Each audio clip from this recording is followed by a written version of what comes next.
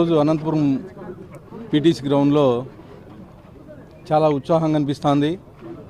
దీనికంటే గత 6 నెలల నుంచి ఇక్కడ ఒక అధికారి అత్యుత్సాహం వలన ఈ వాకర్స్ అయితే ఏమి, అలాగే వాలీబాల్ ప్లేయర్స్ అయితే ఏమి, కబడ్డీ ప్లేయర్స్ అయితే ఏమి, మొత్తం క్రీడాకారులంతా ఇబ్బంది పడ్డారు 6 నెలల నుంచి.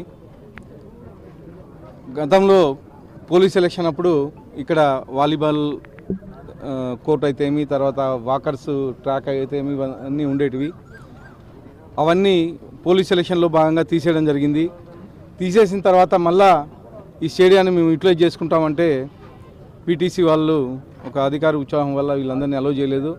దాన్ని మా గౌరవ విద్యాశాఖ మంత్రి నారా లోకేష్ గారు మొన్న అనంతపురం వచ్చినప్పుడు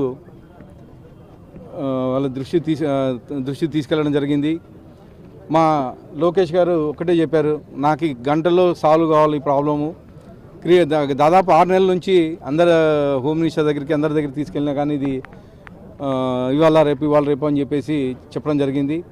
దానిలో భాగంగా రవినాయుడు గారు, షాప్ చైర్మన్, నేను మంత్రివర్యుల దృష్టి తీసుకెళ్తే ఒక గంటలో నాకు ప్రాబ్లం సాల్వ్ కావాలని చెప్పేసి చెప్పడం జరిగింది. అలాగే గంట లోపలే మా యువ నాయకుడు నారా లోకేష్ గారు ఈ ప్రాబ్లం సాల్వ్ చేసి ఎలాగైతే ఇంతకుముందు గత 30-40 ఏళ్ళ నుంచి పీటీసీలో ఏవైతే కార్యక్రమాలు జరిగేటో అవన్నీ మళ్ళీ పునరుద్ధరించడం జరిగిందని చెప్పేసి గర్వంగా తెలియజేస్తాను. దేనికంటే గతంలో క్రికెట్ ఆడేవాళ్ళు ఇక్కడ రంజీ టోర్నమెంట్లు కానీ జరిగాయి.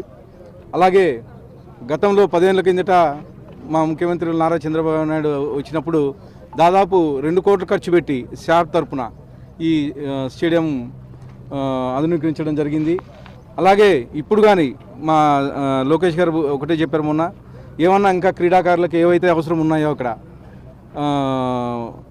దాన్ని అన్ని